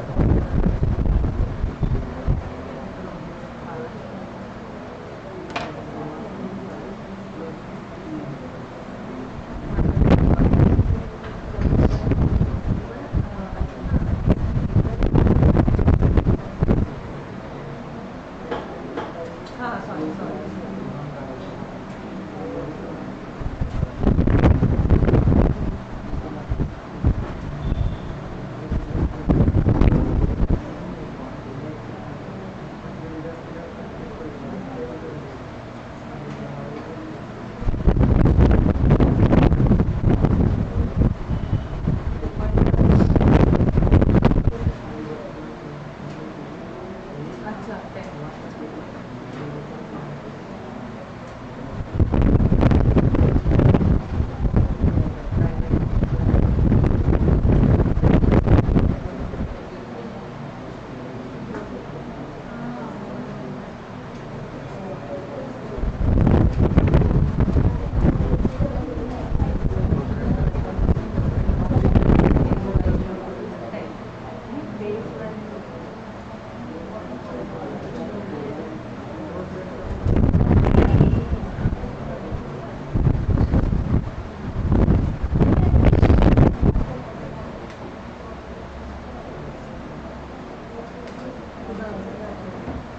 बोलो.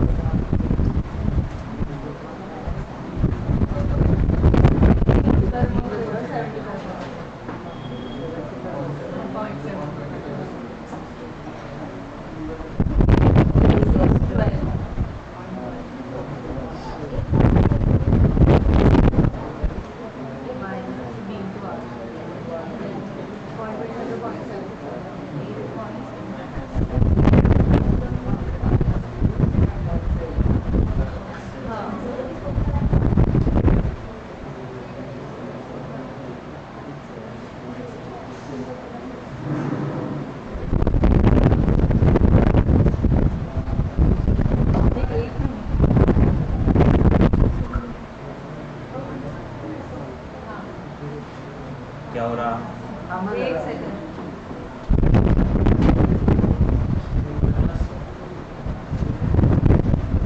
शॉपचं घेतलं किती बजे? 10:30. त्याच्या आधी प्लीज हो सर. एक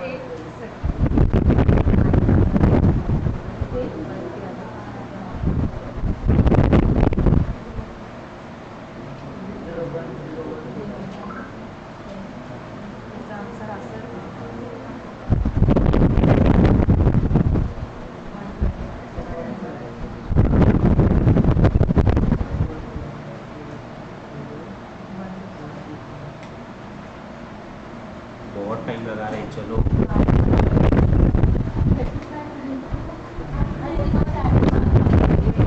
आलं.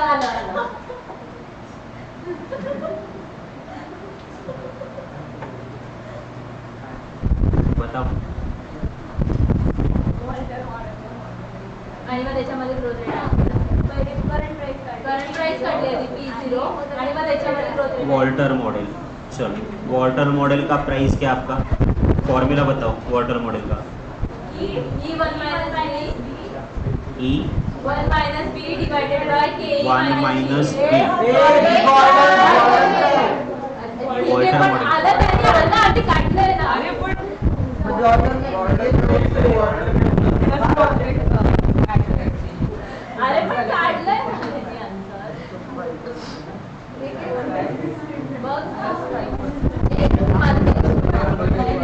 E 1 minus B divided by E minus G. Earning आपको पता है क्या आपकी कितनी है? अर्निंग पर शेयर बताओ. ये आपका फेस वैल्यू है. फेस वैल्यू ये नहीं शेयर की प्राइस है, उसका क्या संबंध है? 10 इज अ फेस वैल्यू, उसका और अर्निंग का क्या संबंध है?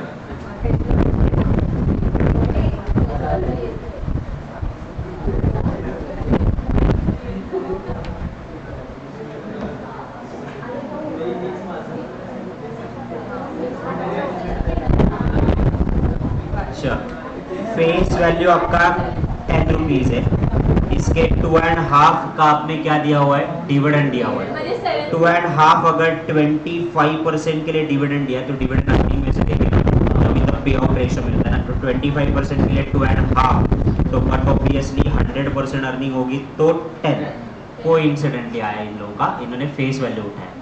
ये असली लॉजिक है कि बाबा 2.5 रुपीज का अगर आप डिविडेंड दे रहे हो 25%, तो 100% अर्निंग के लिए आपकी अर्निंग कितनी हुई रहेगी, 10। देन उसके अलावा नेक्स्ट वन आपका क्या है, 1 minus B, 1 minus B, B कितना है आपका, तो बी 0.75 डिवाइडेड कैपिटलाइजेशन रेट आपका कितना है, विच इज 0.12, और आपका return into G into R करना है ना, तो यानी ग्रोथ रेट कैलकुलेट करनी, तो बी यानी कितना आपका 0.75 इंटू आर कितना है 12, तो ये कितना आ जाएगा 0.0 सर अच्छा ग्रोथ रेट डी तो डायरेक्ट भी कैलकुलेट कर सकते हो, तो ये कितना दिया हुआ है 0.05, तो ये कितनी हुई आपकी 2.5 डिवाइडेड बाय 0.07, तो आपकी प्राइस कितनी है 35.71 प्लस इस पे 5% ग्रोथ ऐड करना पड़ेगा, ये आ जाएगा 37.50। नोट डाउन करवा के रखो, चलो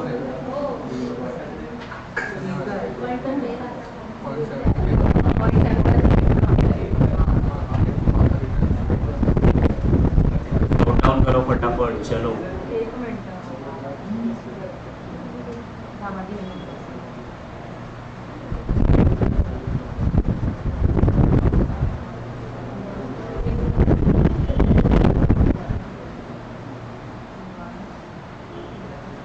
अगर समझ में नहीं आ रहा है कौन सा फॉर्मूला यूज करना है, तीनों लगाओ, तीनों से ज़्यादा कौन सा टाइम लग जाने वाले हैं बस।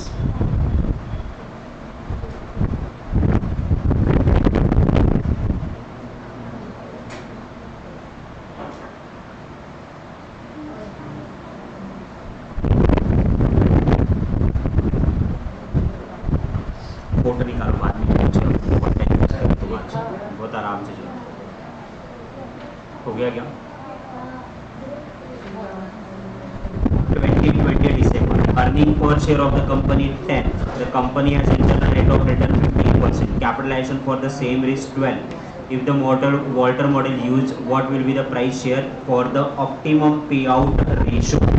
तो optimum payout ratio आपको पहले डिसाइड करना पड़ेगा, कैसे डिसाइड करोगे ऑप्टिमल पेआउट रेशियो, डिविडेंड देना है नहीं देना है कि तुम्हारी मर्जी,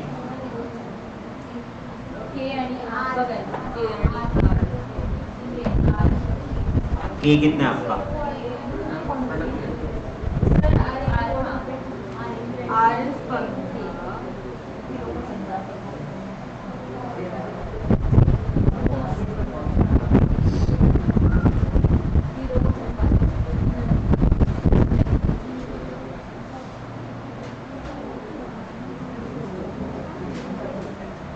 वॉल्टर का फॉर्मूला बताओ, आराम से प्लस आर डिवाइड बाई के E minus T divided by के, ये आपका फॉर्मूला है। ओके, तो इसने कुछ 3 प्रिंसिपल दिए गए, कौन से प्रिंसिपल दिए थे जरा बताओ। आर इज ग्रेटर देन के तो 0%, आर इज लेस देन के 100%, आर इज इक्वल टू के, any situation will be accepted. Okay, now अब यहाँ से सिचुएशन देखो, आपको क्या लग रहा है, आर निकालो के निकालो, उसके हिसाब से शेयर का प्राइस बताओ। पहले ये डिसाइड करना पड़ेगा कि ऑप्टिमम पे आउट रेशियो आपका क्या होगा, उसके लिए आपके पास फैक्ट कौन से वो भी देखो।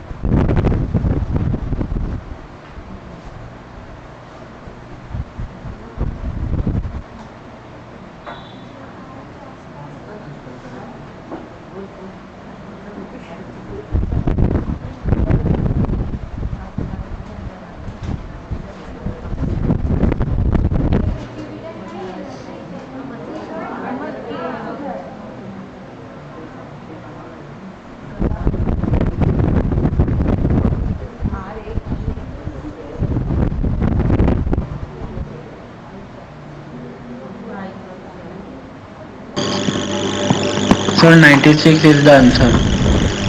कौन सा प्लान कौन सा चूज किया, पहला दूसरा कि तीसरा? No dividend वाला sir, no dividend. No dividend. Yes sir.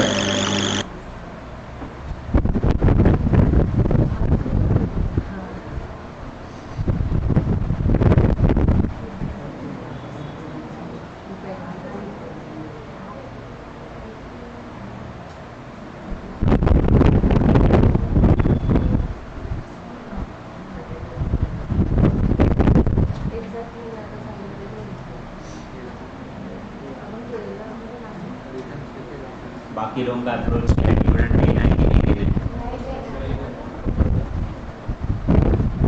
Calculate करो इसके हिसाब से, चेक करो आंसर आ रहा है।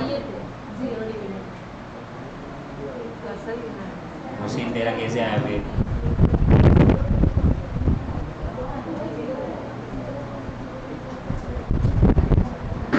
सर मैंने डिविडेंड को 0 पुट किया हूँ sir, and as it is value put करके आंसर निकाला। 0 पुट किया तो पहला कुछ आएगा ही नहीं ना, तो सिर्फ ईपीएस आएगा, तो 10 डिवाइडेड बाय 12.5।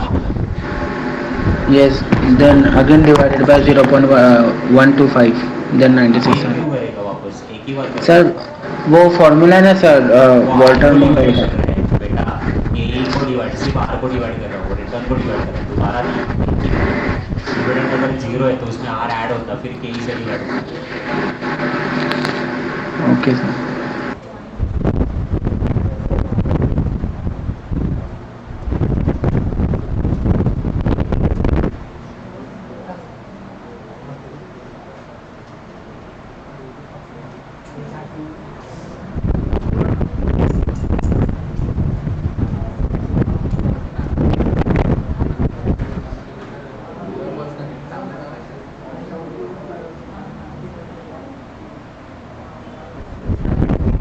पहली चीज ना, you fail basically to identify कि बेसिकली आर कौन सा है और कैपिटलाइजेशन रेट कौन सा। यहाँ साफ साफ बोला हुआ है कि आपका कैपिटलाइजेशन जो रेट है वो कैपिटलाइजेशन रेट कितना है और इंटरनल रेट ऑफ रिटर्न कितना है।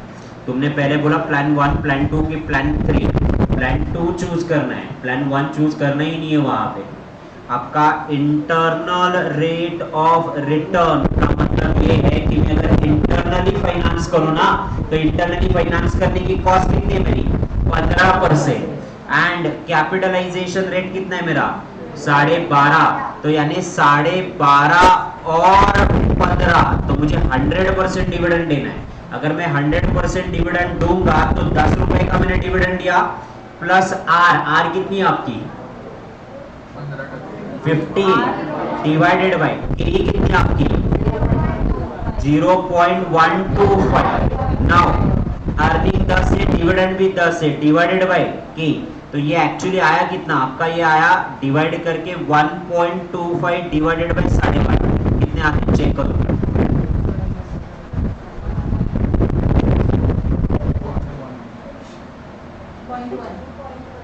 12.5%।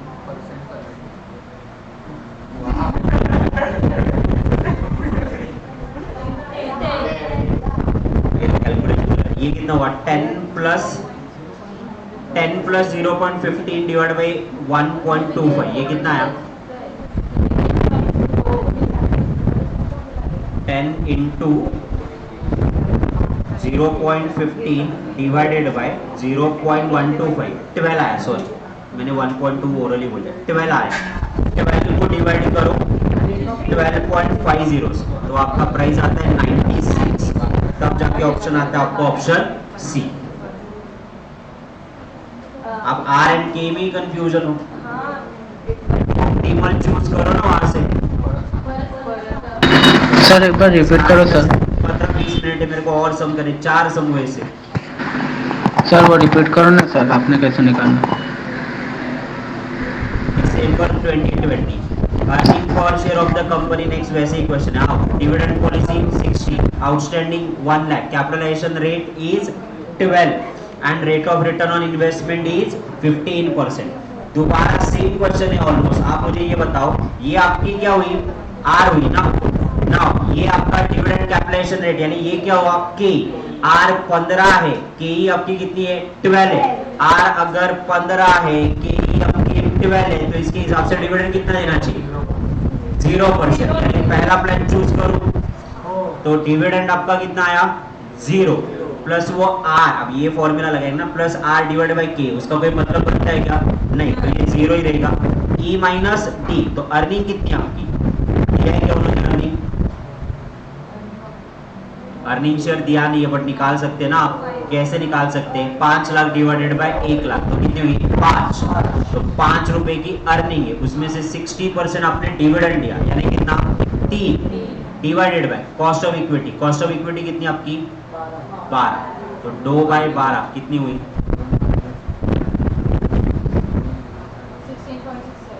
2 डिवाइडेड बाय 12%।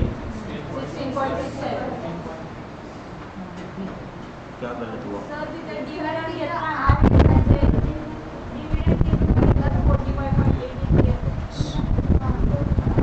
एक मिनट अपने आप रोज ही ये कर लिया, रुको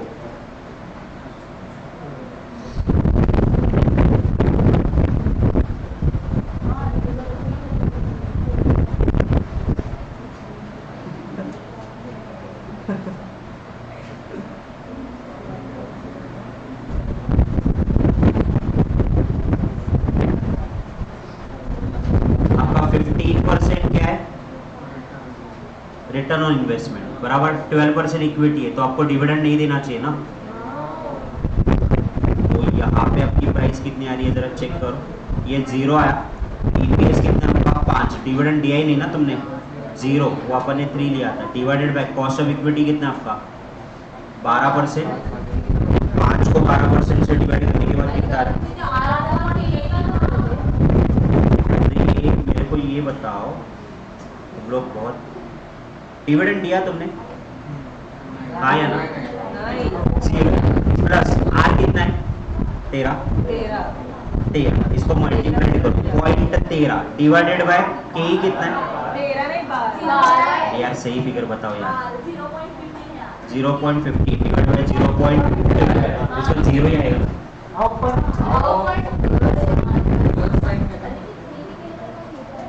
अरे ये मल्टीप्लाइड होता है वो प्लस, इसमें डी निकालने के बाद मल्टीप्लाइड करके कैलकुलेट करना है, यहाँ पे भी देखो ये बाद में अपन प्लस करते हैं, इसमें ये डिवाइड करने के बाद,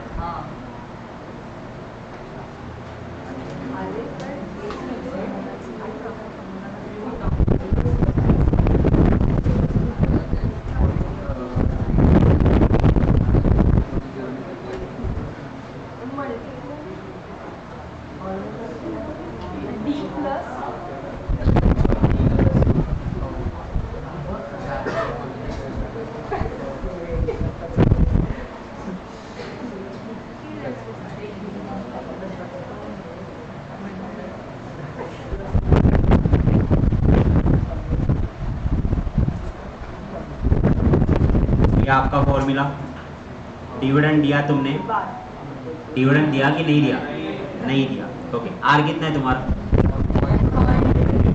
0.15 divided by cost of equity 0.12, इसका आंसर क्या आएगा 1.125, ओके। देन उसके अलावा ये कितना आपका अर्निंग माइनस डिविडेंड, अर्निंग कितनी आपकी, तो अर्निंग आपकी आई है 5 रुपए, डिविडेंड दिया है तुमने नहीं 0, तो ये कितना हो जाएगा 5 रहेगा ना,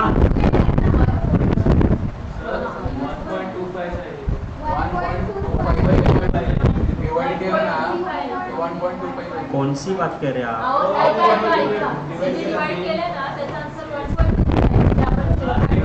ये वाला ना 0.125 साइड में करा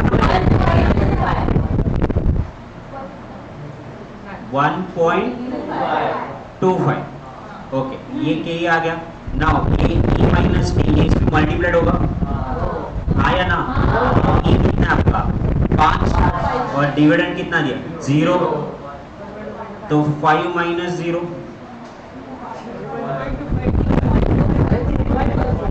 6.25, ये के डिवाइडेड सेम है आपका, के कितना है आपका 12 ना 12, तो 6.25 डिवाइडेड बाय 12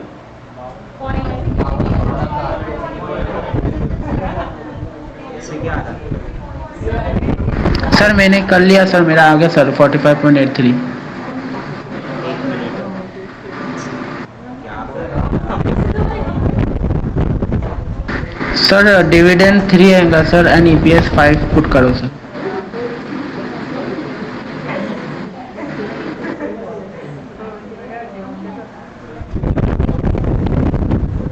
कहा कि मेरा स्कैनर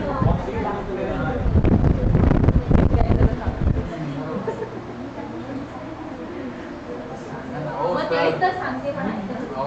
कैलकुलेटर दो.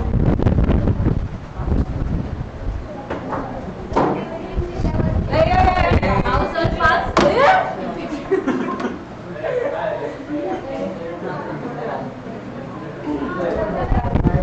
अहो, पाचच्या साठ. म्हातारी शांत बस ना. आधी माझा ऐका. 5च्या 60% काढलं तर 3 रुपयाचं डिव्हिडंड दिलं ना तर सम येतोय. 5 सोडवलंय. आता हे बघ.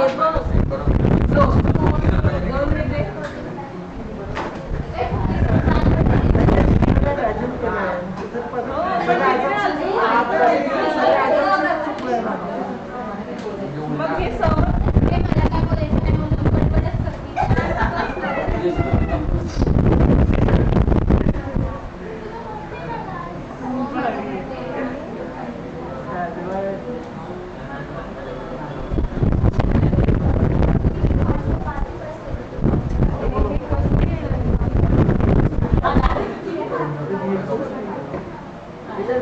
आता करा पॉईंट 15 आणि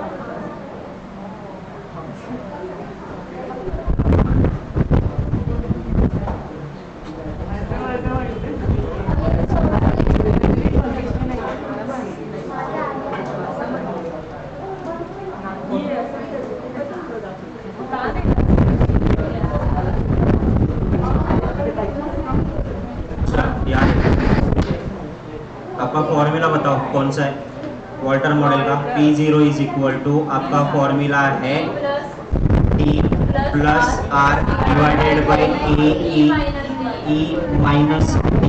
डिवाइडेड बाय तो कैलकुलेशन में बहुत सारे लोगों के मिस्टेक्स हो रहे हैं वहाँ पे. डिविडेंड दिया है 60% पे आउट रेशो किया उन्होंने. मेरा अर्निंग कितना है? 5 लाख का अर्निंग है. 1 लाख का मेरा शेयर है. 5 lakh divide by 1 lakh EPS मेरा 5 आया. इसके 60% मेरा 3 रुपए डिविडेंड आया. तो ये मेरा डिविडेंड 3. आर मेरा कितना है? तो 0.50. ओके, पॉइंट के कितना है? 12. ई कितना है? 5. डी कितना है? 3. बहुत सारे लोग गलती क्या करें, ये प्लस चक्कर में और ये माइनस के चक्कर में गवा रहे. 5 माइनस 3 पहले करो, ब्रैकेट रिजॉल्व करो, 2 आता है. 2 को 0.15 डिवाइडेड बाय 12 करो, तो ये 3 वैसे के वैसे ही रहा. बराबर. ये 3 वैसे ही वैसे रहने के बाद आउटर पे 5 में से 3 गए तो बचे कितने आपके? 2 इंटू 0.15 डिवाइडेड बाय 12 कितना आया? 2.5 50 डिवाइडेड बाय ये आपका ओवरऑल 12 बाकी है ना इसका 0.12. 0.12. तो ये कितना आया? Yes, sir. 5 divided by 45. 0.12. अब कितना आंसर आ गया? 45.83. पॉइंट 45.83. 8.3 ऑप्शन है क्या अवेलेबल? यस। कैलकुलेशन में मिस्टेक कहाँ हो रही है? ये वाले कैलकुलेशन में मिस्टेक कर रहे हैं मेजरली। ये E माइनस डी है ना, आप यही कंसिडर करें प्लस की जगह, अहो पण डिव्हिडंड का कन्सिडर करतोय? क्योंकि उन्होंने बोला है डिविडेंड पे करने के लिए। ऑप्टिमल रेशो क्या है? ऑप्टिमल प्लान के हिसाब से नहीं जा रहे अपन, वही तो बोला ना। उन्होंने बोला डिविडेंड दे रहे तो अपने को सिर्फ फॉर्म की वैल्यू निकालनी है। हम लोग ऑप्टिमल प्लान ऑप्शन नहीं कर रहे। डिविडेंड पे आउट मेरे पास लास्ट वाले में ऑप्शन था यहाँ पे पूछने का कि मैं मॉडल कौन सा चूज करूं, यहाँ पे नहीं था। यहाँ पे डायरेक्टली बोला डिविडेंड पेड है करके 60%, तो I have to go by that only. अरे क्यों, क्या वापस वही? अरे दिया है डिविडेंड पेड है तो डिविडेंड के हिसाब से ही क्यों नहीं बोला मैंने? 45.83।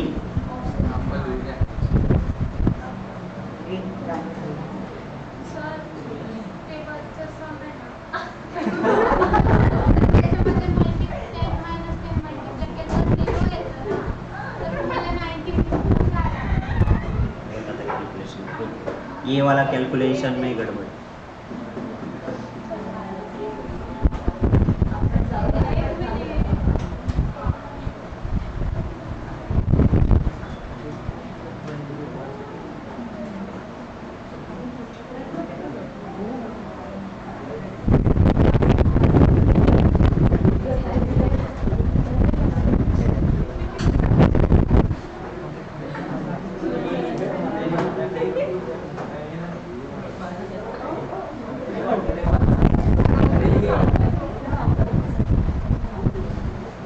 हो गया क्या?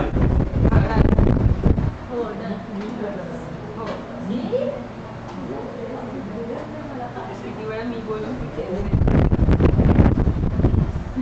2020. Gordon and Miller argue that the dividend decision is irrelevant as the firm based on the earning power of its asset, and relevant is the not based on the earning power of asset, irrelevant leaving the firm shareholder own way, or relevant cash flow outflow influence. तो उसने पहले बोला था irrelevant है, उसका earning के basis पे calculate करेंगे value of earning power of the asset. Okay, determine the market price as per the Gordon model. Capitalisation rate दिया आपका 11%, अर्निंग पर शेयर दिया है 20, रिटर्न ऑन इन्वेस्टमेंट दिया है 10 एंड रिटेंशन रेशियो दिया आपका 30। गॉर्डन का फॉर्मूला बताओ। E1 minus B divided by एक नहीं बताओ, एक नहीं बताओ। हाँ, E1 minus B E1 minus 1 minus B divided by AE minus G। यहाँ तक आ गए? ओके, अर्निंग दी हुई है, expected earning is 20। IKS module का क्वेश्चन है। 1 माइनस बी का मतलब रिटेंशन रेशो। रिटेंशन रेशो कितना है? 0.30 डिवाइडेड बाय के कितना आपका इक्विटी कैपिटलाइजेशन रेट 0.11। जी निकालना पड़ेगा। रिटेंशन कितना आपका 30 और 30 इंटू रिटर्न ऑन इन्वेस्टमेंट 10, तो 0.03। 0.03। अब ये कैलकुलेट करके आंसर बताओ। रिटर्न 14.0.08. कितना आया? 175। ऑनलाइन वाले आ गए?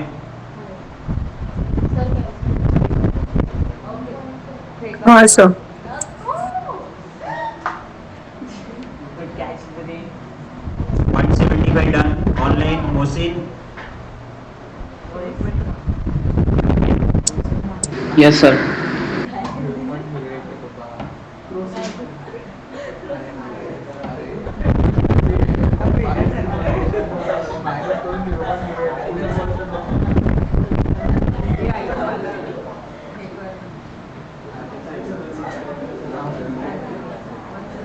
हो गया क्या?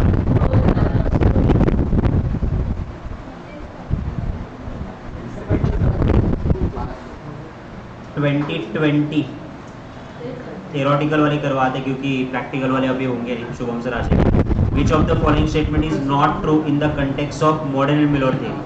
The firm operate a perfect capital market. The all investors are rational. There is no fixed investment policy and dividend policy of the firm is irrelevant. तो बेसिकली इन्वेस्टमेंट पॉलिसी आपकी fix है ना modern and Miller में। No investment policy, investment policy fix है, इसीलिए तो number of विचार पूछा ना। तो नॉट फिक्स, तो this is option C. 2021 August. When which of the following statement are correct in respect of the Gordon model? The IRR is greater than the cost of capital, price should be increased, the dividend payout rate decrease. Gordon model का पूछा है उन्होंने. The IRR is greater than the cost of capital, the price will decrease or dividend payout will increase. और IRR equal to the cost of capital increase और decrease. अरे equal to है तो वैसे भी फर्क नहीं करेगा, यहाँ पे नहीं आएगा. Lower than cost of capital और greater than. अब मुझे ये बताओ, IRR का मतलब R, cost of capital का मतलब क्या होगा K. अगर आपका पहला ऑप्शन देखो, अगर R ज्यादा है देन द K, तो आपकी फर्म की प्राइस क्या होगी, इंक्रीज होगी. अगर डिविडेंड पे आउट डिक्रीज करोगे तो हाँ, if R is better than the K, तो 0% डिविडेंड देना चाहिए ना. So this is the perfect option, option A. एक बार रीड करो चाहिए तो R से ज्यादा बेटर है K, तो डिविडेंड क्या देना चाहिए, कम. तो डिक्रीज जितना डिविडेंड करोगे उतना फर्म का प्राइस क्या होगा, बढ़ेगा ना. Agree? What is a different option other than cash used for distribution? Bonus, share, split, stock dividend, all of them. All of them. Okay. According to the Walter model, firm should have 100% payout ratio. अगर K ज्यादा है आपका और R कम है, in that situation, तो option कौन सा होगा, ऑप्शन.